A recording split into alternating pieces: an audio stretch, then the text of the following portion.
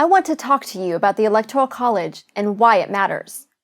All right, I know this doesn't sound like the most sensational topic of the day, but stay with me because I promise you it's one of the most important. To explain why requires a very brief civics review. The President and Vice President of the United States are not chosen by a nationwide popular vote of the American people. Rather, they are chosen by 538 electors. This process is spelled out in the United States Constitution. Why didn't the founders just make it easy and let the presidential candidate with the most votes claim victory?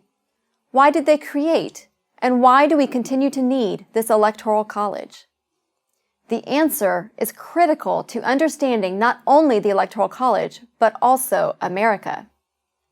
The founders had no intention of creating a pure majority-rule democracy. They knew from careful study of history what most have forgotten today or never learned. Pure democracies do not work. They implode. Democracy has been colorfully described as two wolves and a lamb voting on what's for dinner. In a pure democracy, bare majorities can easily tyrannize the rest of the country. The founders wanted to avoid this at all costs.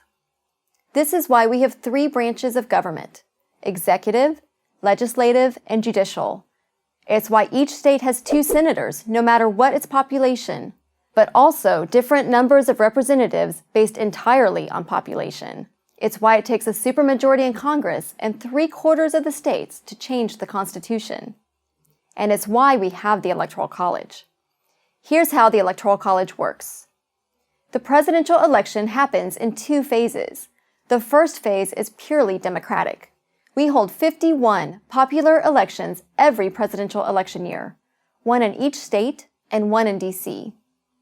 On Election Day in 2012, you may have thought you were voting for Barack Obama or Mitt Romney, but you were really voting for a slate of presidential electors.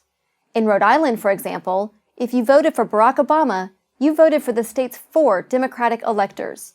If you voted for Mitt Romney, you were really voting for the state's 4 Republican electors. Part 2 of the election is held in December, and it is this December election among the state's 538 electors, not the November election, which officially determines the identity of the next president. At least 270 votes are needed to win. Why is this so important? Because the system encourages coalition building and national campaigning. In order to win, a candidate must have the support of many different types of voters from various parts of the country. Winning only the South or the Midwest is not good enough. You cannot win 270 electoral votes if only one part of the country is supporting you. But if winning were only about getting the most votes, a candidate might concentrate all of his efforts in the biggest cities or the biggest states. Why would that candidate care about what people in West Virginia or Iowa or Montana think? But you might ask, isn't the election really only about the so-called swing states? Actually, no. If nothing else, safe and swing states are constantly changing. California voted safely Republican as recently as 1988. Texas used to vote Democrat. Neither New Hampshire nor Virginia used to be swing states. Most people think that George W. Bush won the 2000 election because of Florida. Well, sort of, but he really won the election because he managed to flip one state which the Democrats thought was safe, West Virginia. Its 4 electoral votes turned out to be decisive. No political party can ignore any state for too long without suffering the consequences. Every state, and therefore every voter in every state, is important. The Electoral College also makes it harder to steal elections. Votes must be stolen in the right state in order to change the outcome of the Electoral College. With so many swing states, this is hard to predict and hard to do. But without the Electoral College, any vote stolen in any precinct in the country could affect the national outcome, even if that vote was easily stolen in the bluest California precinct or the reddest Texas one. The Electoral College is an ingenious method of selecting a president for a great, diverse republic such as our own. It protects against the tyranny of the majority, encourages coalition building, and discourages voter fraud. Our founders were proud of it. We can be too. I'm Tara Ross for Prager University. The most important lawsuit in America right now, and perhaps the free world, is Prager University versus YouTube. You might consider this a grandiose statement, especially since I'm the lead attorney for PragerU. I assure you, it's not. That's because this case is about the most fundamental freedom Americans have, freedom of speech, as enunciated in the First Amendment to the United States Constitution. All our freedoms, the very concept of freedom, springs from this right. Lose it, and we're no longer free, not as individuals and not as a nation. I'm not willing to accept that.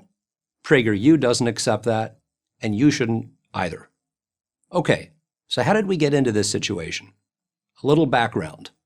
PragerU is what is called a 501c3, a nonprofit educational media company. It's known primarily for its 5-minute videos.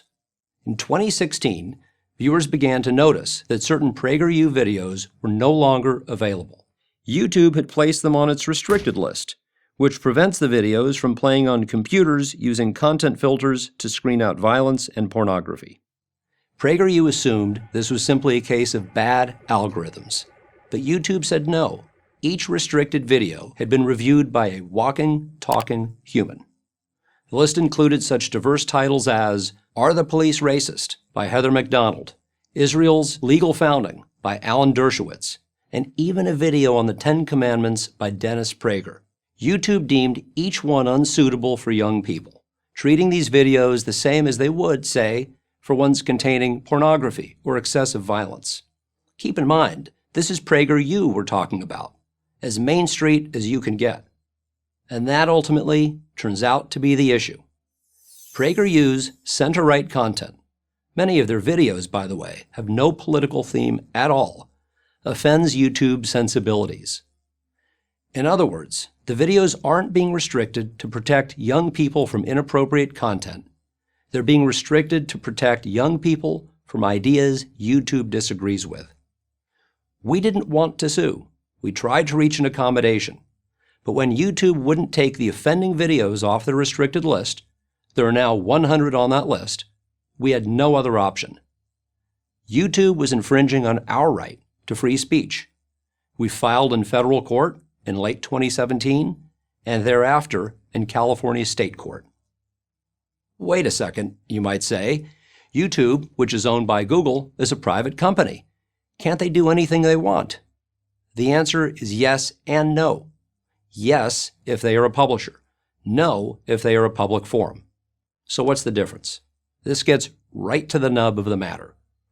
A publisher chooses the content that resides on its site. The New York Times is a perfect example. You can't write a story and just expect the New York Times to publish it. The Times chooses what appears on its pages or website, and if they publish a story that contains a malicious lie or violates copyright law, they can be sued. PragerU is also a publisher. It decides what material gets placed on its website. Most sites are publishers. In contrast, a public forum, which can be a physical location like the classic town square or a shopping mall, or a virtual location like a website, is a place that must allow individuals and organizations to exercise their free speech rights. YouTube is an example of a public forum. In fact, YouTube describes itself as a public forum. You make a video, YouTube hosts it, and anyone with an internet connection can watch it. Facebook is also a public forum, and so is Twitter. Here's why this is so important. A public forum under Section 230 of the Communications Decency Act, a law co-sponsored by Democrats and Republicans and passed by Congress in 1996, is not subject to liability for content placed on its site. If someone posts a video about how to build a bomb or writes a threatening comment, the public forum website cannot be held legally responsible for that content. That's a good thing. It gives YouTube and other public forums the chance to host a wide variety of material, from nature videos to political diatribes, without fear of being sued. And it worked. And then it didn't. A few years ago, the social media giants, Google, Facebook, YouTube, and Twitter, started to behave not like public forums, but like publishers. They stopped following Section 230, which specifically requires that these websites promote a true diversity of political discourse, and began to judge content by their own political and social criteria. In other words, the social media giants wanted both ways. They want the protections of a public forum and the editorial control of a publisher. We're fine if they're a publisher, and we're fine if they're a public forum. They just can't be both. If we win our legal action, YouTube will have to return to the way things were when they started. That's freedom. But if we lose, YouTube gets to act as a publisher while pretending to be a public forum. That would mean much less freedom, and then, eventually, no freedom. Because the most powerful internet sites on earth will determine what you see and what you don't. I'm Eric George, Managing Partner, Brown George Ross, for Prager University. What's profit, and why is it so important to everyone, not just business owners and entrepreneurs? Here's a simple quiz. When you spend $100 on a new pair of shoes, does the shop owner get to keep that $100? The answer, of course, is no. The shop owner has to pay all of his business costs, employee salaries, inventory, rent, supplies, taxes, and a dozen other expenses. His profit is what's left over. It's his payment for the time and money he spent and the risks that he's taken to keep his business going. Thank goodness for profits. Profits motivate people to work hard for themselves and make life better for others. Take the example of Bill Gates. How did he become so wealthy? The answer is that he came up with something that millions of people so wanted and needed that they reached into their pockets to pay for it. His Windows operating system, Word software, and other Microsoft products. What's more, he produced these products in a way that efficiently used resources. And what motivated him, and just about every other successful entrepreneur, to work so hard? The answer is profits. Without the incentive of profits, why would anyone spend his savings, work countless hours, and take all the risks necessary to bring their product or service to the marketplace? There's a simple answer. They wouldn't. You don't have to make billions like Bill Gates. Take a Montana cattle rancher who goes out in the dead of winter, even in blizzards, to feed his cows, to keep them safe, and care for them, making huge personal sacrifices so that New Yorkers can sit down to eat a nice steak. Why does the rancher do that? Do you think he does it because he loves New Yorkers? Of course not. The rancher tends to his cattle because he wants more for himself and his family. He wants profits. You can go to the supermarket any day of the week, and if you want steak, they have it. If you want potatoes, they have them. Sugar, salt, potato chips, strawberries, peanut butter, they have it. In fact, the average well-stocked supermarket in the United States has over 50,000 different items on its shelves. How does all that get there? It seems like magic, but it's not. Every one of those items is on the shelves thanks to one thing: profit. The same holds true for the device you're watching this video course on, whether it's a TV, a desktop or laptop computer, a smartphone, or a tablet, and for every component in those devices.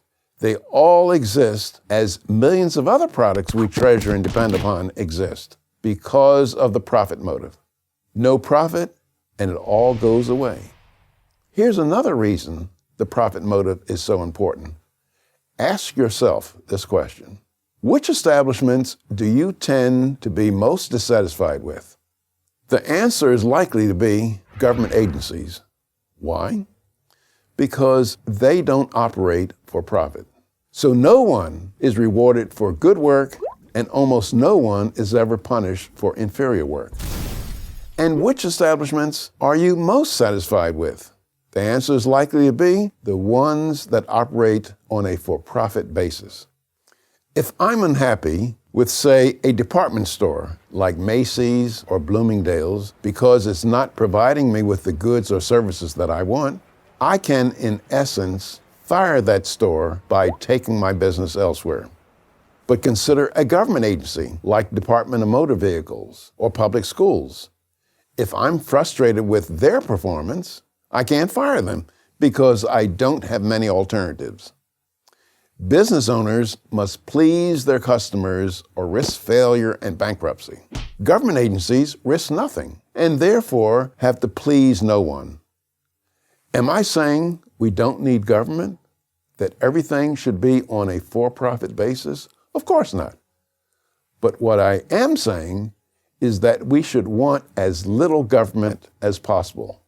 That's exactly what the founding fathers of our nation believed. They understood that the profit motive pushes people to do extraordinary things. Take that motivation away, and the world becomes a very different and darker place. I'm Walter Williams of George Mason University for Prager University. He was called the most hated man in America, yet the New York Times described him as the world's greatest giver. He was America's first billionaire, and he gave half of it away. He was the quintessential so-called robber baron of the Gilded Age. But he was probably more responsible than any other single individual for the creation of the American middle class and the development of America as a great industrial power. He lived in a splendid mansion, but was so worried about spoiling his children that he dressed them in hand-me-down clothes. Song lyrics were written about him, but he rarely went to social events. His name was John D. Rockefeller, and his story is uniquely American. Born in upstate New York in 1839, he did not have an easy childhood. His father was a part-time salesman and a full-time philanderer. Rockefeller's mother assured John that God was the father who would never let him down. Rockefeller absorbed that message. It guided his life. Deeply religious, he put into practice the spiritual law, give, and it shall be given unto you. From his teenage years to his dying day, Rockefeller always gave a portion of his income to charity. Rockefeller's special gift to the world was kerosene, cheap enough that anyone could buy it. Before the formation of his signature company, Standard Oil, people lit their homes with candles and heated them with coal or wood. The candles were dim and the coal was dirty. Rockefeller's affordable kerosene, processed crude oil, made the world brighter, warmer, cleaner, and better for everyone. We must ever remember, Rockefeller wrote to one of his partners in 1885, we are refining oil for the poor man, and he must have it cheap and good. Rockefeller loved the business of business. He attended to every detail, always with the same goal, saving the customer money. That he made so much of it himself was a byproduct. He was also scrupulously honest. His first partner, Maurice Clark, said, if there was a cent due a customer, he wanted the customer to have it. Rockefeller displayed genius at getting creative ideas from his employees at Standard Oil. He paid them well and rarely had labor problems. He generously rewarded his chemists and engineers when they found new ways to get more kerosene out of a barrel of oil. Other oil refiners dumped oil waste into nearby rivers. That repulsed Rockefeller, who was perhaps the greatest environmentalist of his age. Not only was he a great lover of nature, he was the ultimate recycler.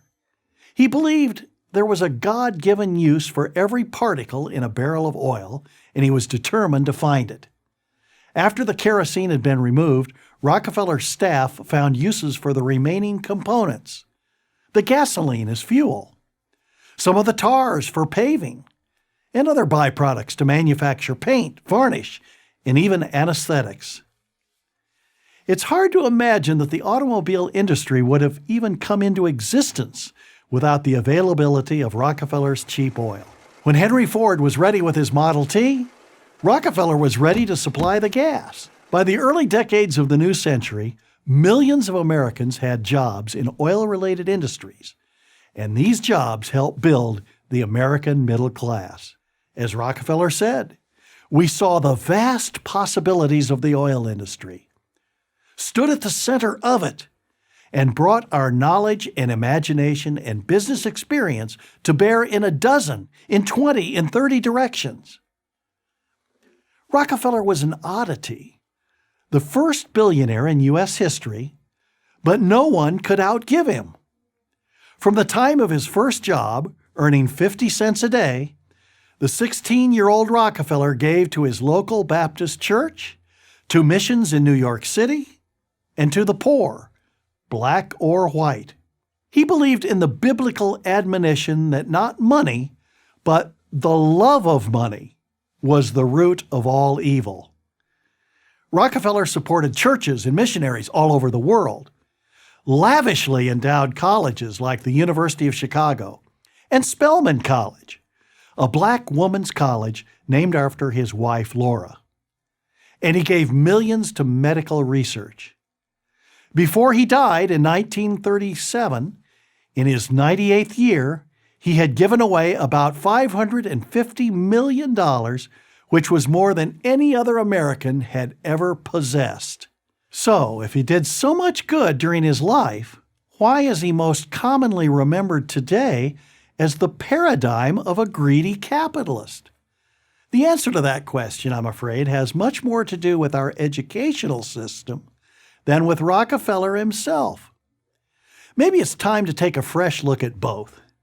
I'm Bert Folsom, professor of history at Hillsdale College for Prager University. Public schools aren't the answer for everyone. They weren't the answer for me. Schools in my neighborhood in Jacksonville, Florida, functioned less as places of learning and more as warehouses to keep kids off the street. I know, I was one of those kids. I don't blame teachers or parents. I'm not interested in blaming anybody. I'm only interested in making things better. And the only way to do that is to give parents and students a choice. If a student can't get the education they need at their public school, there has to be an alternative. Thankfully, there was for me. My early years in my Jacksonville school were not a success, to put it mildly. I seldom understood the lesson. I was often confused and frustrated. I asked my teachers questions, but it seemed to me that this just annoyed them. So I stopped asking questions, and I withdrew into myself. I failed third grade twice. Fourth and fifth weren't much better. I lashed out by getting into fights with my classmates. D's and F's filled my report card. I was going nowhere. I was just another black kid in the warehouse. But fortunately for me, my life changed the summer before sixth grade. I went to live with my godmother. She had one overriding thought: to get me into a better school. A good education, she knew, was the only way to get out of the hole I had dug myself into. She didn't have any more money than my family did, but she had a plan. That was worth a lot. She knew about another school, a private school. Using a tax credit scholarship, you can call it a voucher, she enrolled me at Esprit de Corps Center for Learning. Esprit demands excellence from its students. It teaches them to be warriors for knowledge and for good values. The teachers at Esprit were invested in my success. They took the time to figure out why learning was so difficult for me, and they tailored their instruction to my learning style. Sound elite? It is. Sound expensive? It's not. In fact, Esprit spends less money per student than the public school I had attended. Instead of dreading my classes, I began to look forward to them.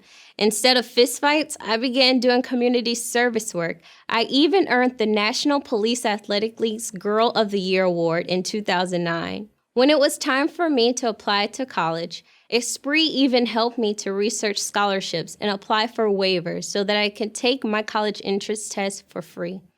On June 5th, 2010, I graduated from Esprit de Corps with honors, becoming the first member of my immediate family to earn a high school diploma, and eventually the first to earn a college degree, and then a master's.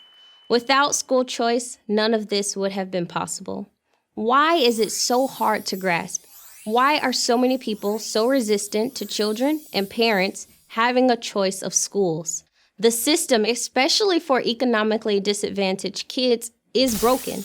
I've seen it up close, and I've seen what happens when it works better when there is choice. School choice allows parents who live in undervalued neighborhoods to pick the school that best works for their children. Of course, the opponents of school choice, the politicians, and the teachers' unions who profit off of keeping poor black kids trapped in the warehouse say it takes money away from students who need it the most. But does anybody believe that money is the problem? Washington, D.C., for example, spends over $20,000 per student. We don't need any more money. We need more choice. Let's challenge public schools to compete on quality. Only competition breeds excellence. Prosperous parents can choose where to send their kids to school, public, private, or charter, wherever they have the best chance to succeed. Why shouldn't all parents have that choice? We have the money to make it happen. We just need the will. None of us deserve to be imprisoned by our zip codes. Education is the only way out of generational poverty. I'm a living example. Let's help redefine public education to make it work for everybody. There's only one way to do that. School choice. What are we waiting for? I'm Denisha Merriweather for Prager University. Should America be the world's policeman? Whenever this question is asked, and it has been asked for nearly 100 years, the answer is usually no. Progressives will say that it suggests American arrogance. Who made America the boss of the world? Many conservatives, especially those with libertarian leanings, will answer that what other countries do to their neighbors or even to their own people is of no concern of ours. But here's the question that is almost never asked. What's the alternative? Well, one answer is the United Nations. That's why the UN was formed after the Second World War, to maintain order and protect human rights. And that's why there are UN peacekeepers around the world. But their record at keeping the peace is abysmal. To cite just one example, at least 500,000 people were slaughtered in Rwanda in 1994, while UN peacekeepers stood by. Furthermore, the United Nations' nearly 200 members seldom agree on anything. And when they do marshal a peacekeeping force, its numbers are always small, they are poorly armed and highly restricted in their use of the few weapons they do possess. They are much more likely to step aside when faced with aggression than to actively oppose it. What about dividing the world into spheres of influence? Is that really a good idea? Do we want a world where Russia gets to do what it wants toward democratic neighbors such as Latvia, and Iran dominates its region, and so on? Would such a world lead to peace or to ever more violent competition over the borders of those spheres? And of course, there's an idea that if America leaves the world alone, the world will leave America alone. If only. The Russian revolutionary Leon Trotsky once said that you may not be interested in war, but war is interested in you. Great powers don't get to take a vacation and don't get to take themselves off the terrorist target list. So, we quickly come to an inescapable conclusion. The United States is the world's policeman because there is no alternative, and everybody knows it. But what if Americans don't want the job anymore? What if the cop walked off the beat? The answer is clear and well-grounded both in history and current events. When America retreats, the bad guys advance. It's not a coincidence that after the US pulled its troops out of Iraq, Islamic State exploded onto the world stage. And while it's easy to criticize America for its perceived failures in Vietnam and the first few years in Iraq, what about its obvious successes? After the Second World War ended in 1945, the Soviet Union sought to dominate the world. It failed for one reason. The United States stopped it. In 1991, we stopped Saddam Hussein and kicked him out of Kuwait. Later, we intervened to save the Balkans. As I write in my book, America in Retreat, the order the U.S. has provided has not only had enormous security benefits for all the world, it has produced phenomenal economic advantages.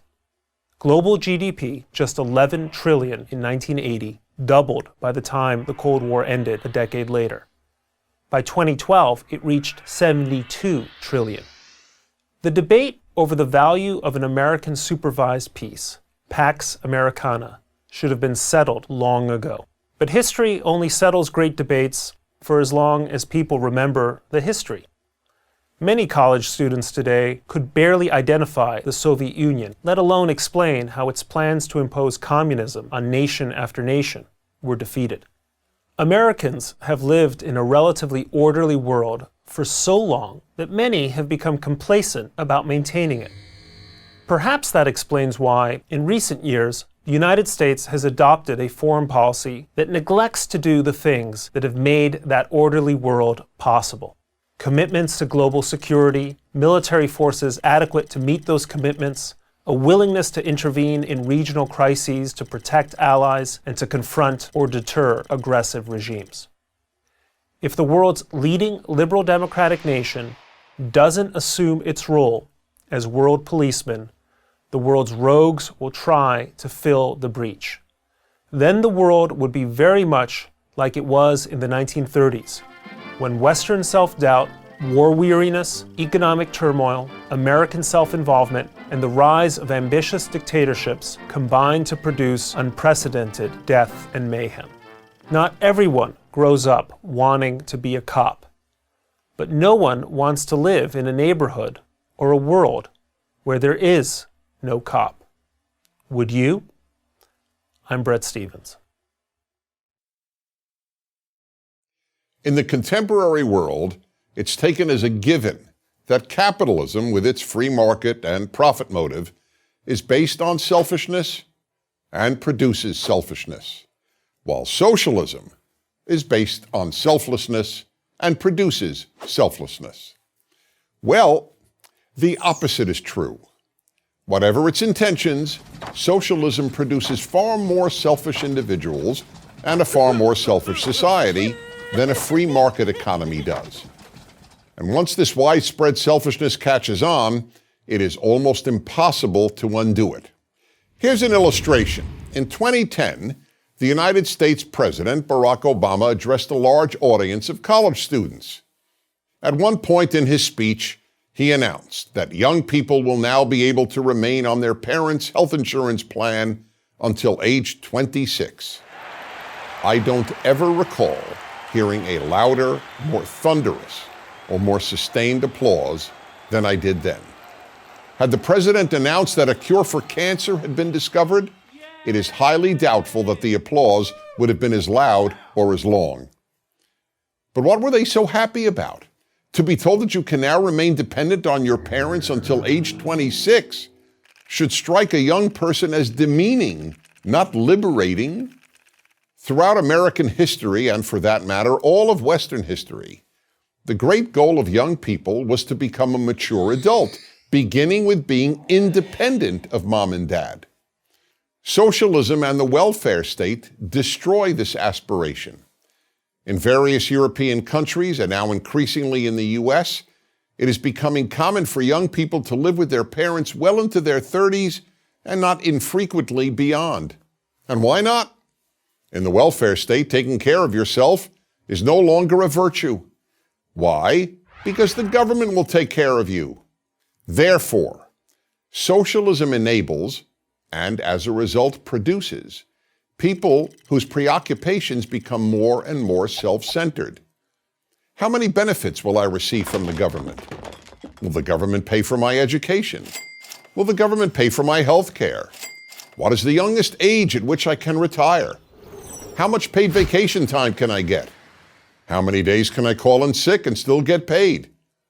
How many weeks of paid paternity or maternity leave am I entitled to? The list gets longer with every election of a liberal or progressive or left-wing party. And then each entitlement becomes a right. But we're not done. There are even more destructive effects of socialism. Entitlements create citizens who lack a character trait that every human should have: gratitude. You cannot be happy if you are not grateful, and you cannot be a good person if you're not grateful. That's why we constantly tell our children, say thank you. But socialism undoes that. After all, why would a person be grateful for receiving an entitlement?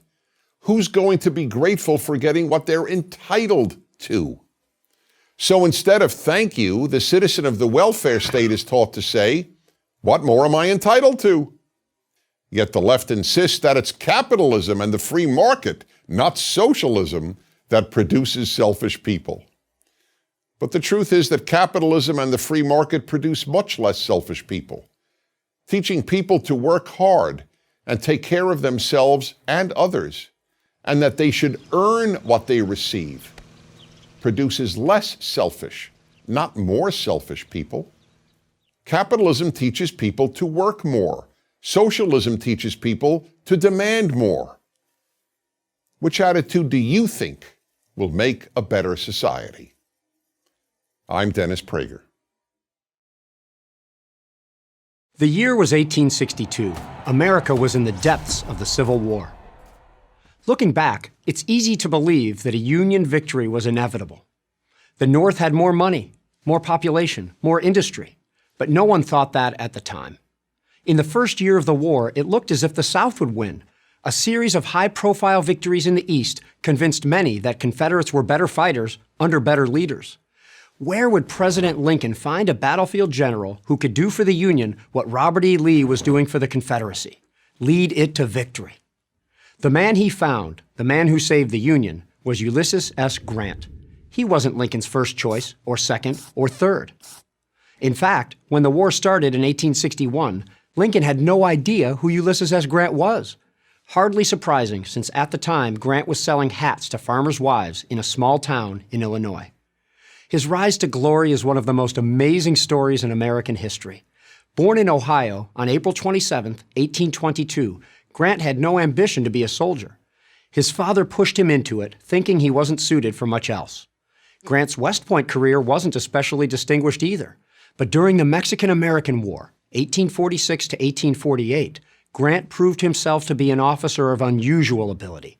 He was cool under fire, daring but rarely reckless. Even more important, the men under his command trusted him. After that war, Grant returned to St. Louis to marry his fiancée, Julia Dent, the daughter of a slave-owning Missouri farmer. Grant was never happier than when he was with Julia, and he was never unhappier than when he was not.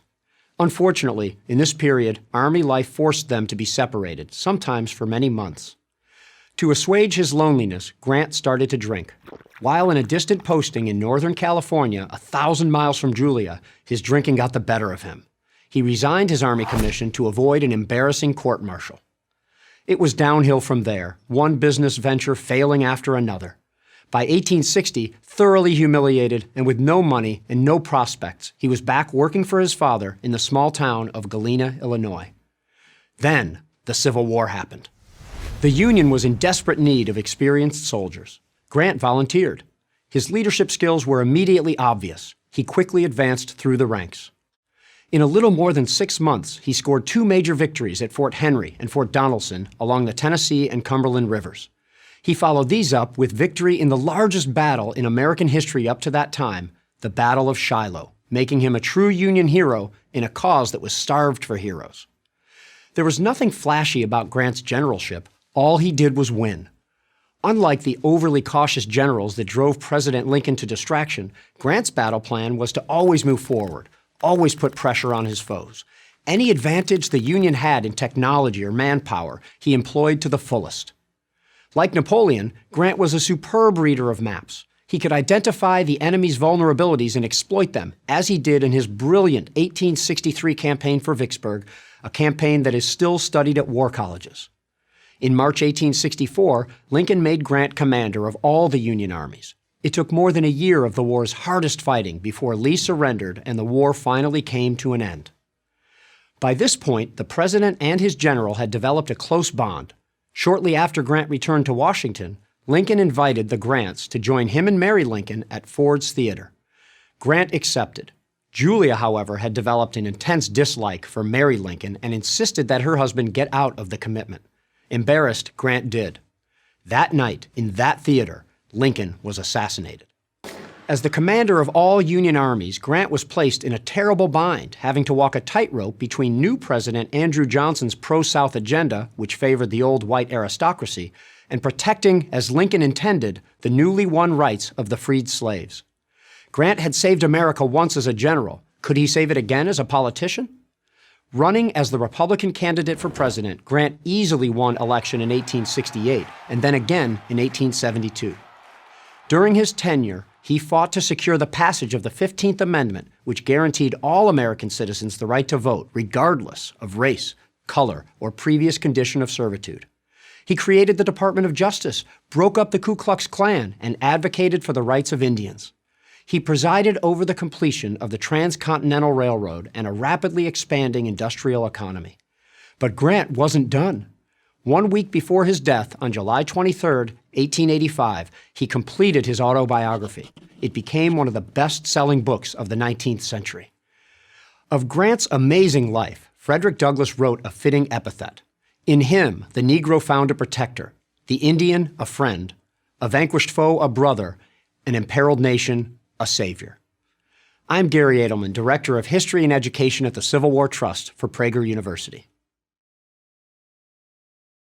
Politicians lie. We all know that. This is not an indictment of all politicians, it's simply part of the game.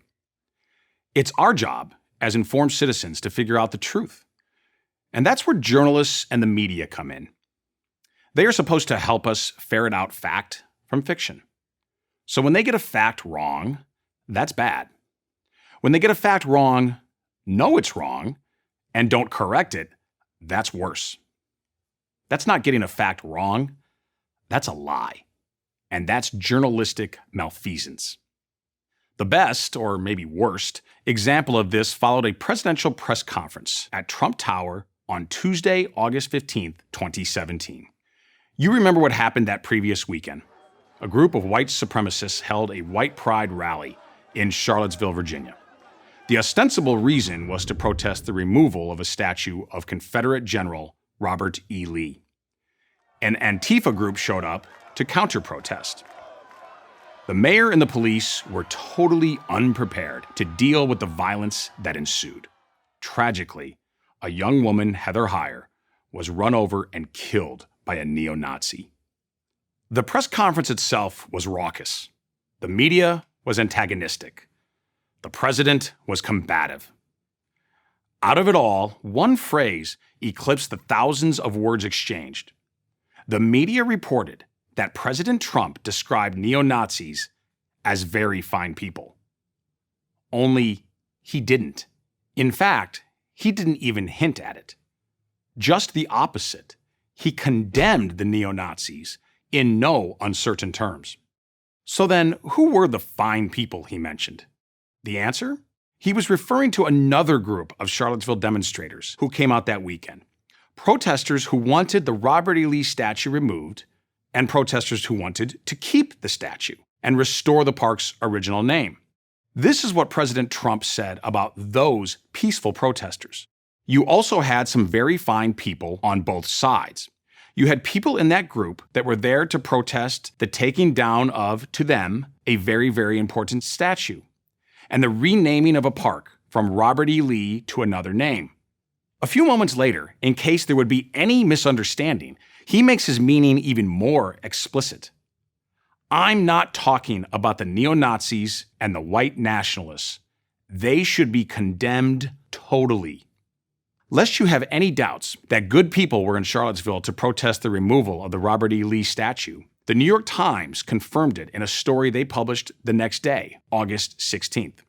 Good people can go to Charlottesville, said Michelle Percy, a night shift worker at a Wichita, Kansas retirement home who drove all night with a conservative group that opposed the planned removal of a statue of the Confederate General Robert E. Lee.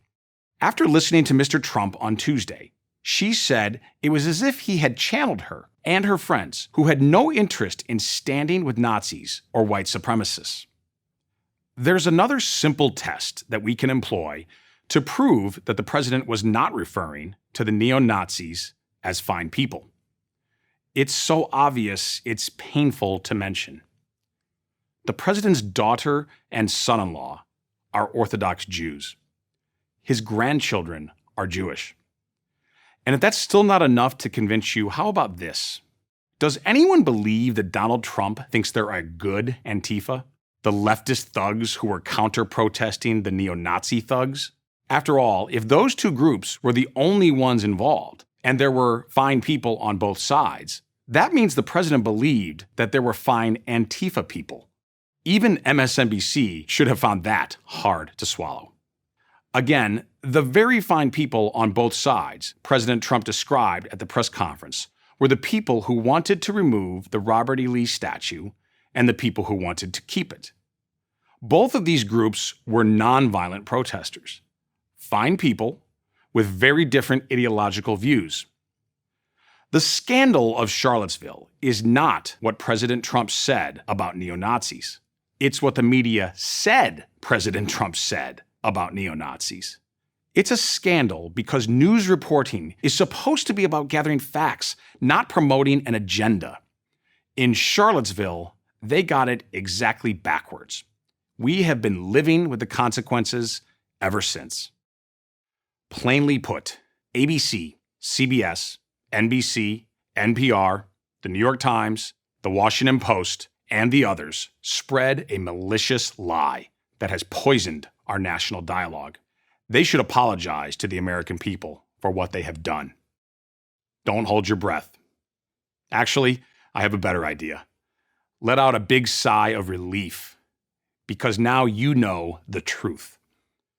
I'm Steve Cortez, CNN political commentator and columnist for Real Clear Politics for Prager University.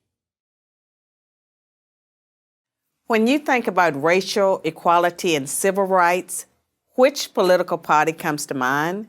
The Republicans or the Democrats? Most people would probably say the Democrats, but this answer is incorrect.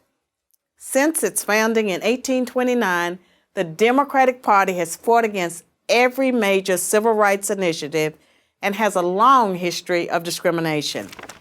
The Democratic Party defended slavery, started the Civil War, opposed Reconstruction, founded the Ku Klux Klan, imposed segregation, perpetrated lynchings, and fought against the Civil Rights Acts of the 1950s and 1960s. In contrast, the Republican Party was founded in 1854 as an anti-slavery party. Its mission was to stop the spread of slavery into the new Western territories with the aim of abolishing it entirely. This effort, however, was dealt a major blow by the Supreme Court in the 1857 case Dred Scott versus Sandford. The court ruled that slaves aren't citizens, they're property. The 7 justices who voted in favor of slavery, all Democrats. The 2 justices who dissented, both Republicans. The slavery question was, of course, ultimately resolved by a bloody civil war.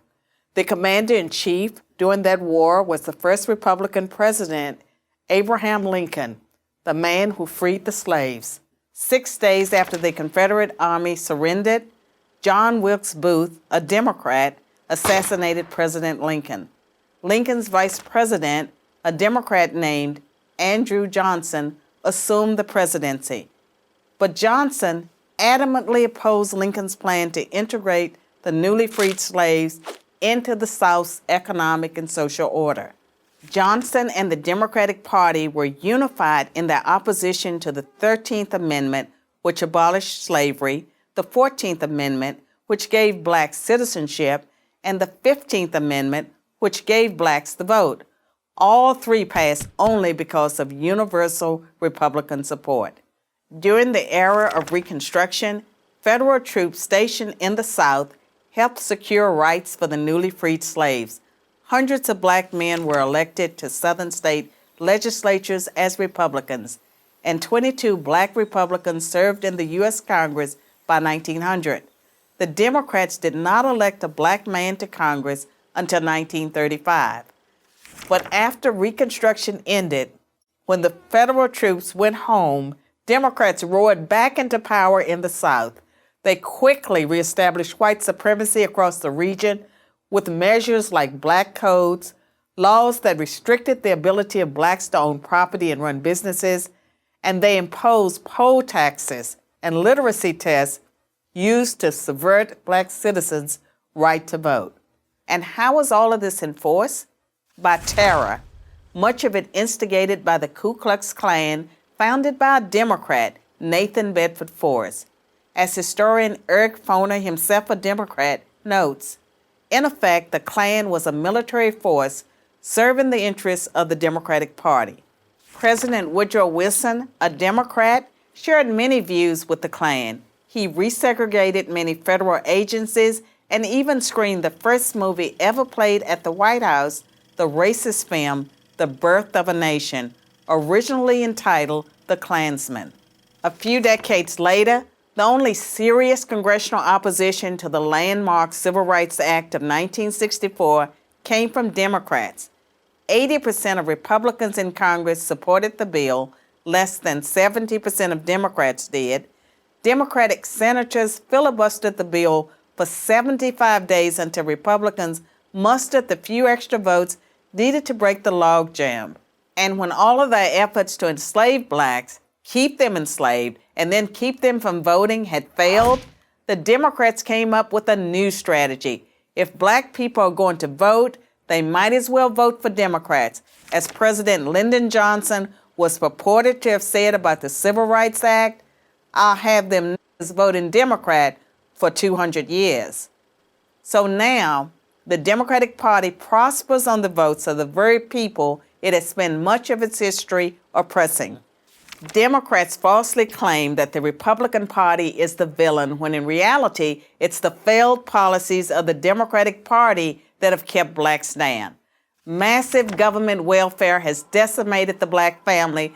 Opposition to school choice has kept them trapped in failing schools.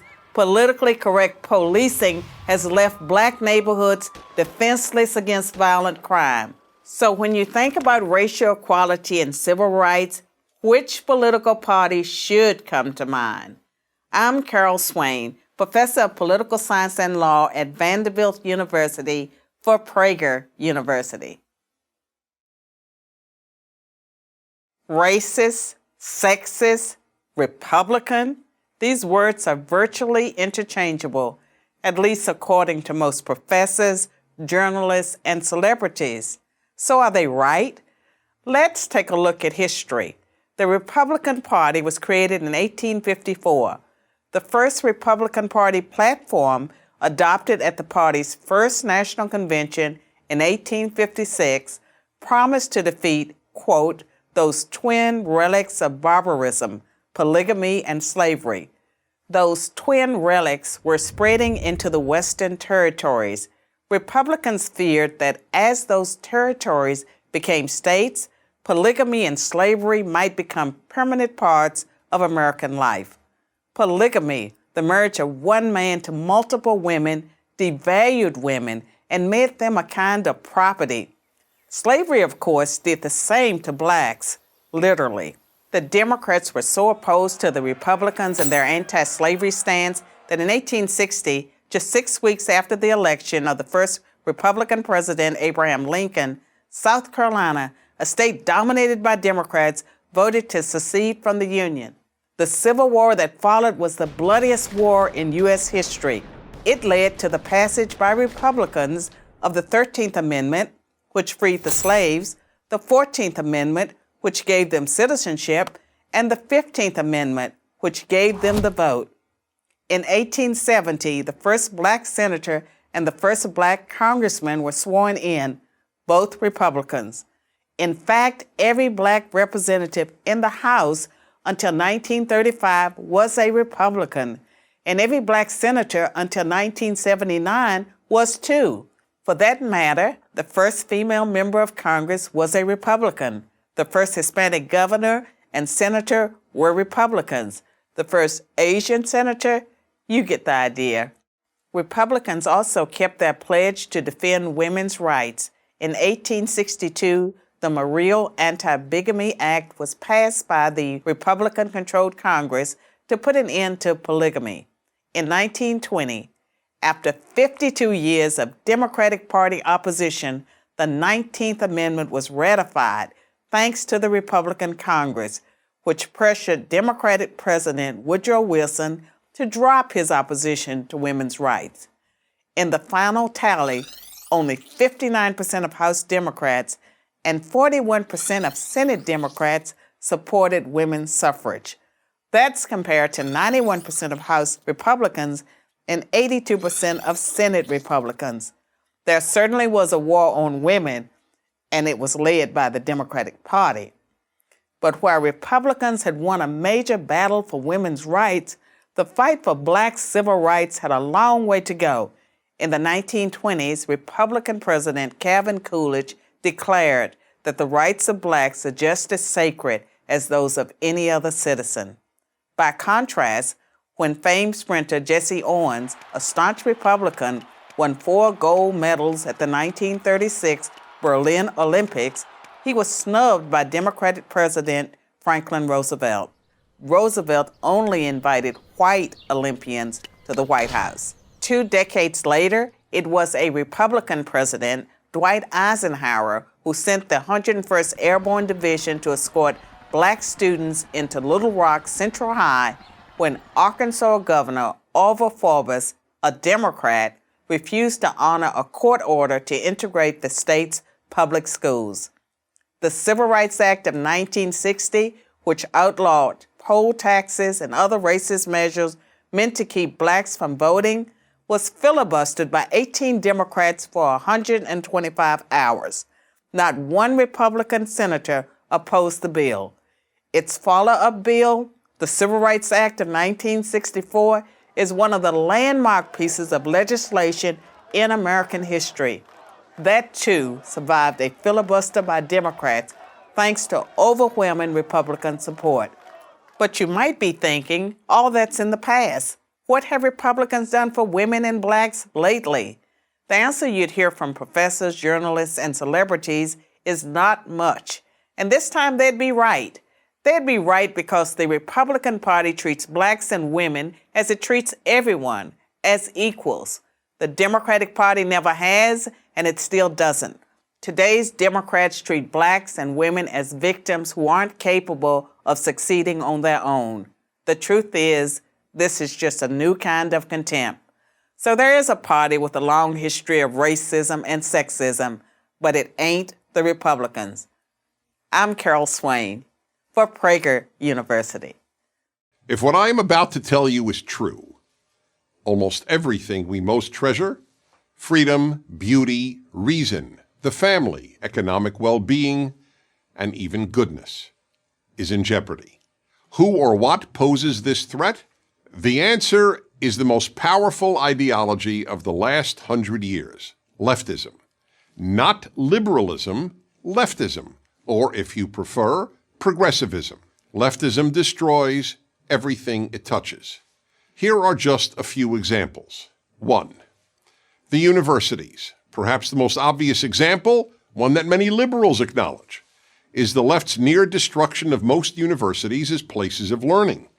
In the words of Harvard professor Steven Pinker, an atheist and a liberal, because of the left, quote, universities are becoming laughingstocks of intolerance, unquote. At almost every university, and now high schools and even elementary schools, students are taught to shut down, not debate, those who differ with them, and to rely on feelings rather than reason. 2. The arts. Throughout history, the primary purpose of art was to elevate people through beauty, artistic excellence, and emotional depth. No longer, to the left, the primary purpose of art, sculpture, and music is to shock. That's why so much contemporary art is meaningless and involves the scatological, meaning urine and feces. Yes, urine and feces. Just to give one of countless examples, in 2016, the Guggenheim Museum in New York featured a pure gold working toilet, which visitors were invited to use. The name of the exhibit was America, so one could literally relieve oneself on America. 3. Literature. The English department at the University of Pennsylvania replaced the portrait of the greatest English language writer who ever lived, William Shakespeare, with a picture of a black lesbian poet. Why? Because he was a white European male.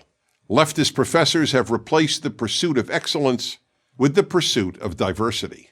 4. Sports. One of the great blessings of sports is that it is one area of life where people could put aside all their political differences and root for their team. No longer, the left doesn't believe there should be any area of life beyond its reach. Increasingly, professional athletes feel it right and necessary to express their political views on and off the field, and sports commentators do the same. 5. Late-night television. In America, late-night television shows were completely apolitical. The hosts believed their role was to entertain viewers and offer them relief and laughter after a difficult day. No longer, you cannot watch late-night television if you just want to be entertained. Late-night TV is now left-night TV. 6. Religion. The left has ruined much of mainstream Protestantism and Catholicism and non-Orthodox Judaism, which are now little more than left-wing organizations with religious symbols. In many churches and synagogues, one is more likely to hear the clergy talk about political issues than about any other subject, including even the Bible.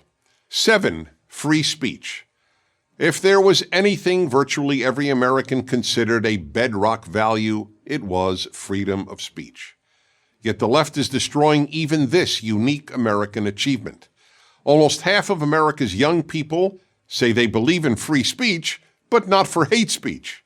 Yet the whole point of free speech is that it allows people to express any political or social position, including what any one of us considers hate speech. And hate speech now means any position the left differs with. 8. Race. America has become the least racist, multiracial society in world history. On a daily basis, Americans of every race and ethnicity get along superbly, but the left constantly poisons young minds with angry diatribes about systemic racism, microaggressions, and white privilege. 9. The Boy Scouts. The left is destroying the Boy Scouts. They're not even the Boy Scouts anymore, they're just the Scouts. The left forced them to admit girls. Here's the thing about the left. It only destroys. It doesn't build. The Boy Scouts have helped shape tens of millions of boys into independent, strong, good men. So where's the left-wing version of the Boy Scouts? It doesn't exist. There is none. 10. Male-female. In some ways, scariest of all, the left is committed to ending male and female as distinct categories. Children are increasingly raised not to think of themselves as a boy or a girl. Teachers are told not to refer to their students as boys or girls, just students. In New York City, parents do not have to check off male or female on their newborn's birth certificate. They can check off X. All this imposed gender confusion can only end up producing confused people and a confused society. So why does the left engage in so much destruction? Because it thinks America is essentially a bad country. But America is only bad compared to utopia. And the left is utopian. I'm Dennis Prager. Thank you for watching this video. To help keep PragerU videos free, please consider making a tax-deductible donation.